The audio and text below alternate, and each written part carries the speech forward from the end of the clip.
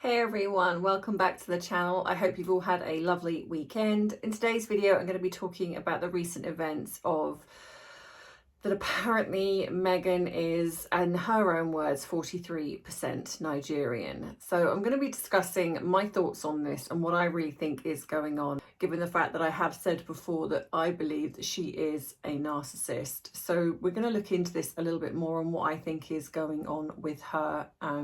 So if you want to join me in this video, you should know what to do by now. Grab your drink of choice and drop it in the comments what you are sitting back relaxing with today whilst you watch this video. Me, as always, I'm drinking my cherries and berries, which I love. For those of you who are joining me in that, well done. And as always say, if you want to add a little something to that drink of choice, because as always, it is 5 o'clock somewhere. So grab your drink and let's dive right in.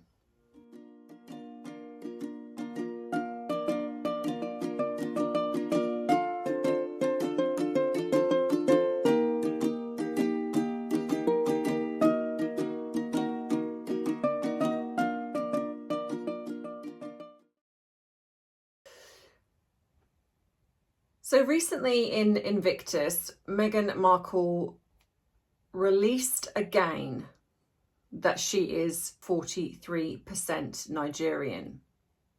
She hasn't spoken about which particular tribe this is. She has just said that it has come up that she is 43% Nigerian. So back last year, Meghan Markle was doing her podcasts, and whether you watched them, didn't watch them, but this is what she was doing. So something that she talked about was upending the angry black women myth.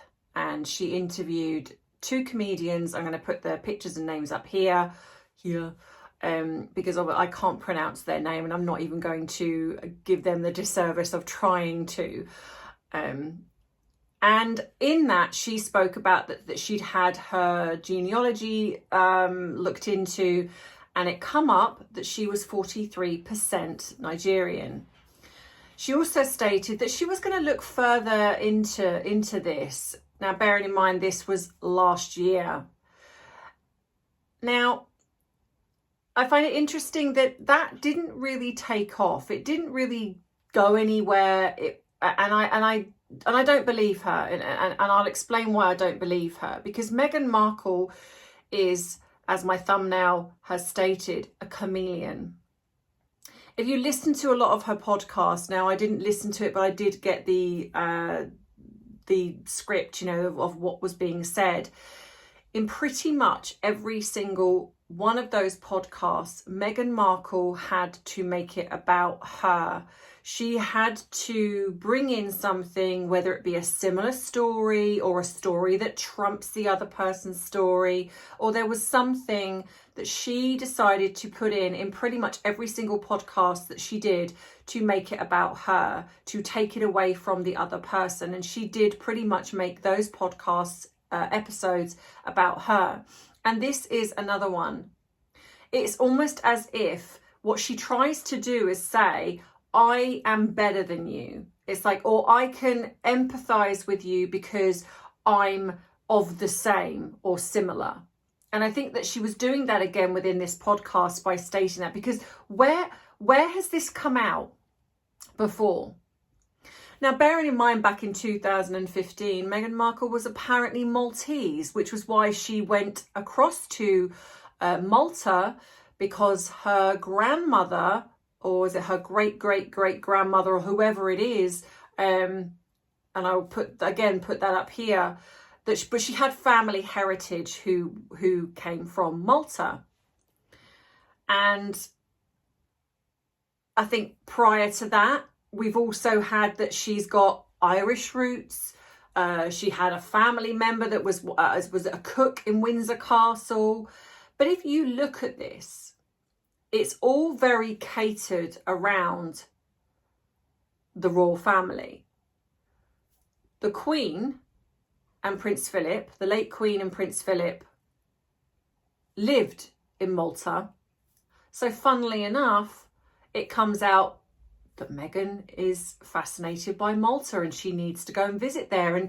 And she spent most of the time walking around with, you know, going shopping and you know, not really looking at the background or anything to do with her supposed heritage. And again, when she talks about other aspects of herself, it's all garnered. And I think this is because this plan to get into the royal family or connected to, I think started way back when. And if you haven't seen my video, there is a video I've done where I think it started quite some time ago about her connection with Prince Andrew, and this was factually true. Now, there is obviously the fact that it runs a bit deeper in the fact that he got quite tired of her. She became quite needy, quite pushy. And so he decided to no longer associate with her in that arena, if you can read between the lines. And so I think that is what started her obsession with getting into the royal family. I think she tried with him first, it failed. And so then it was then making her way in. And I've said before that I think that this is all garnered towards her end game was potentially Prince William. Now, again, I know a lot of people will say that, well, maybe that's not true, and maybe it's not. But going by how I have come to learn about narcissistic behaviour and what they're capable of, I do think they're never satisfied. They're never satisfied with what they've got. And if they succeed in one area, they then want to push it to the next level. So she would not be happy with, say, just Andrew.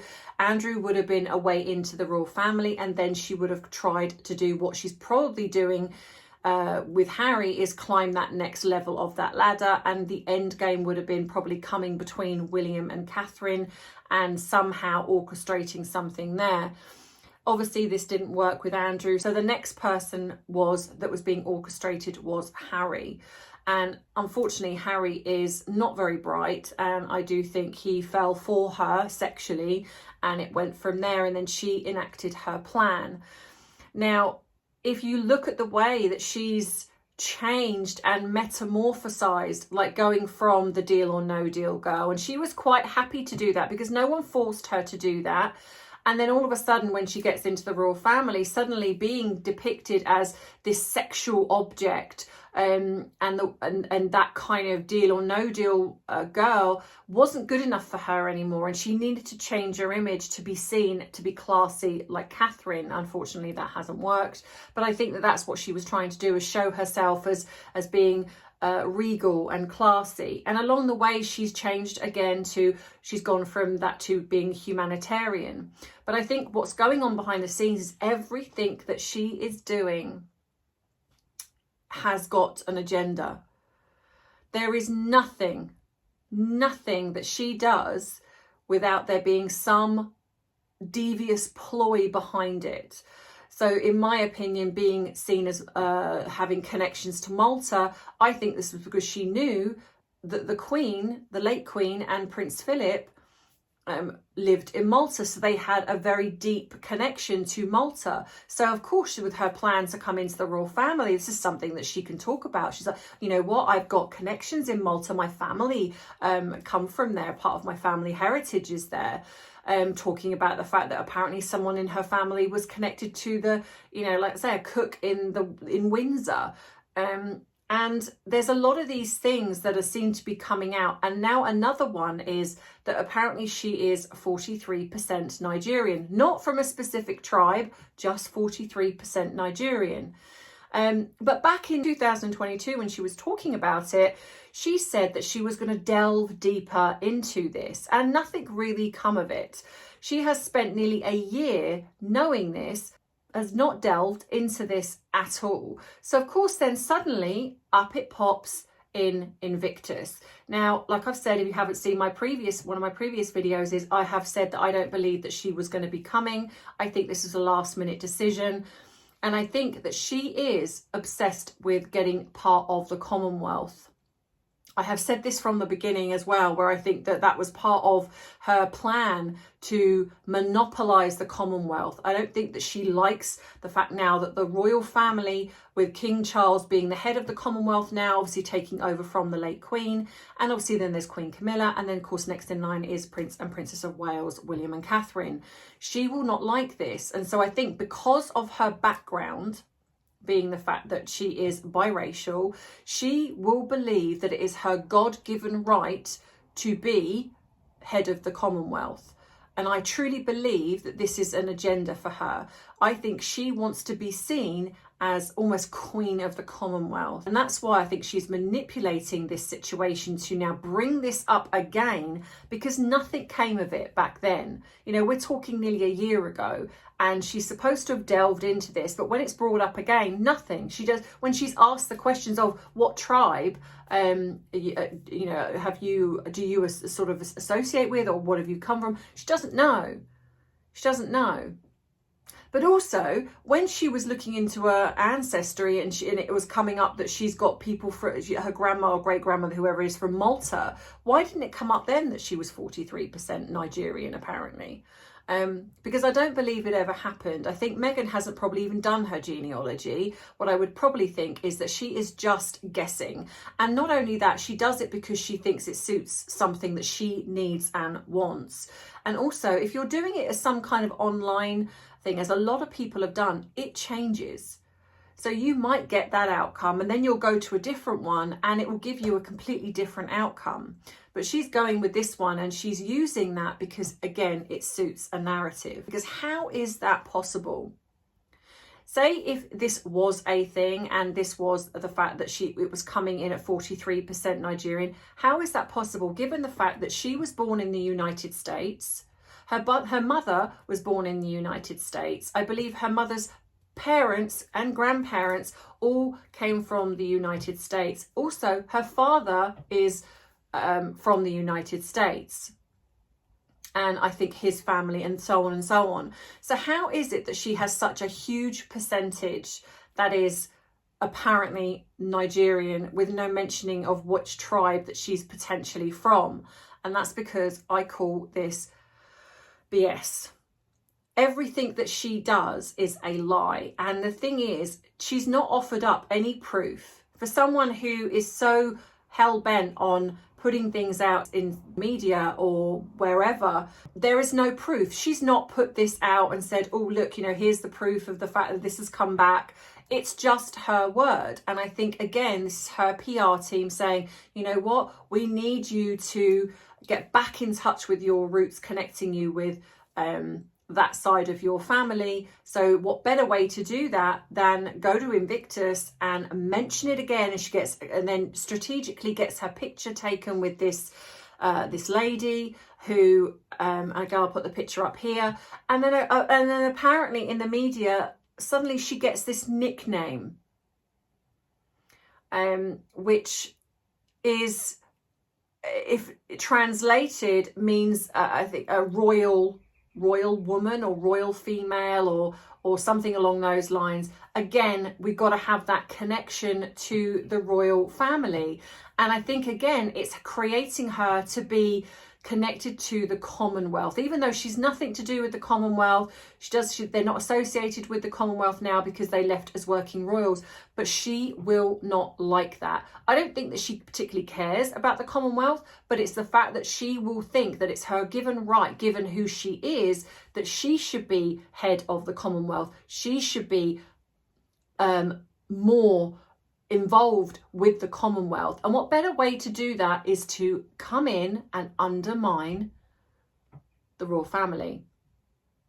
And I think that's what's going to be happening. She's going to be coming out more and more, I believe, is trying to pull away from the Commonwealth, to pull away from the royal family and to perhaps associate with her and Harry, mainly her, because at the minute, you've got to remember, she needs to keep that connection to the royal family, and she needs to keep her connection with Harry. Because what I'd also guess is that every time she's come out, like with the Beyonce, and it's interesting again that she supposedly is a huge fan, and yet we've never seen her at a Beyonce concert.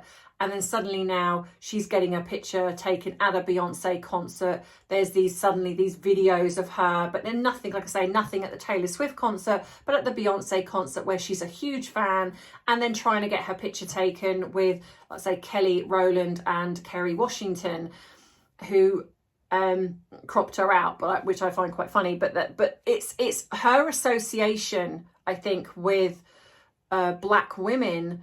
And I genuinely think, and it's interesting as well, because this is a woman who, until she married into the royal family, she was Caucasian on her resume, and she has tried everything to be seen as not a black woman or biracial woman. And I think that's so very obvious. If you look at earlier pictures of her when she was younger, she had her curly hair. She looked very much naturally beautiful, I mean, as she was. But over the years, she has tried to change her appearance, where she's had, it looks like at some point she has her skin lightened, but then when she comes over to the UK, she seems darker again. And then when she's had her hair straightened, she's had so much Botox and her nose job and everything in a way to change from who she was, which takes away from her ethnicity. This woman knows exactly what she is doing. She will make no mistake. She will do whatever it takes to win. It makes me think of a series, and I did mention this briefly, and it's actually Kerry Washington that plays the lead role in this. And I started watching it again because I actually really enjoyed it. But it made me look at the fact that I think that Hollywood a lot of the time shows us things that go on in the real world, but we don't always open our eyes and see them because it's Hollywood, right? It's like, these things don't happen. But I think over time, we have seen that there's been a huge amount of manipulation in the media when it comes to certain things. I don't think that we are told the truth of everything, as we've seen before, even with Prince Harry, that a lot of things were not spoken about or not exposed. And I think, like we said about Meghan and Meghan's mother, I think a lot of things have been hidden from the media. And I think we'd be naive to think that this isn't still going on. You know, when we see the things that we do. And when I was watching this series, there is someone, she plays a role of somebody called a fixer. So if there's something that comes up, there's a problem and something needs to go away, a story needs to go away, they find a way to do that. And I do think there's a lot of that. And the more powerful you are, the more money you have, the easier it becomes to do something like that. In a way, you're getting in bed with the worst side of Hollywood or the elite. And we'd be naive to think that someone like Meghan, who is so hungry for power and fame, isn't capable of doing the worst kind of things or covering up things to get to where she needs to be.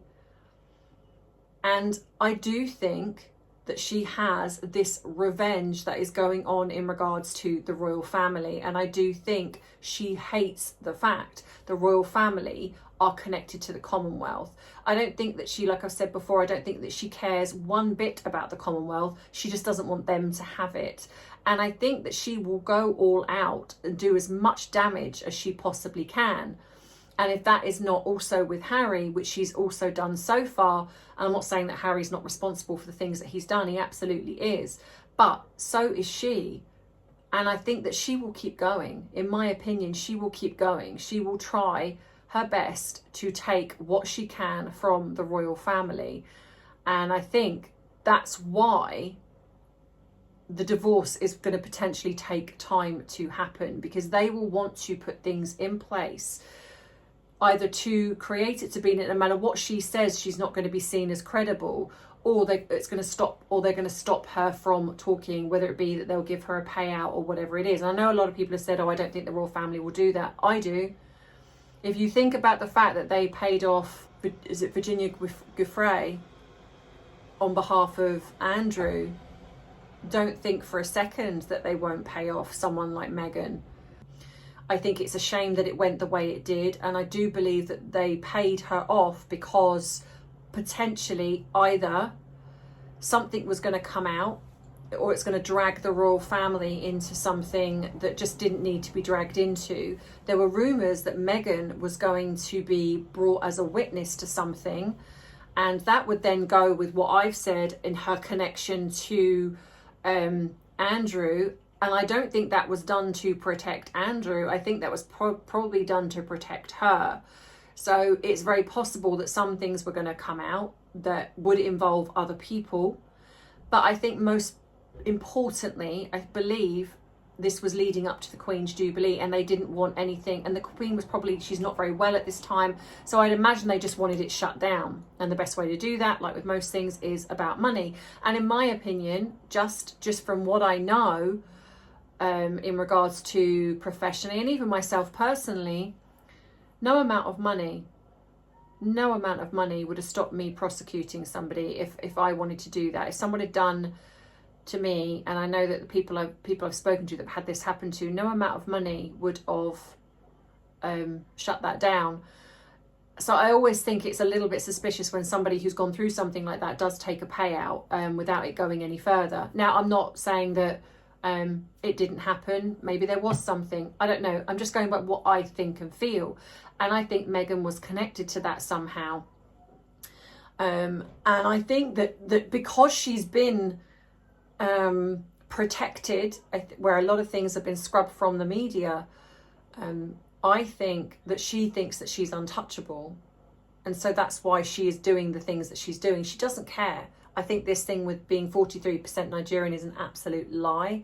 I do not believe this 1 second. I think that she's doing it as a calculated ploy for a longer game. There is something else going on as to why that she said this. She wants this connection. Or she wants people to remember that she is biracial. This is important to her for a reason. Now, whether or not this is because she is leading up to, like I say, attempting a political career, I don't know. People have mixed feelings about this.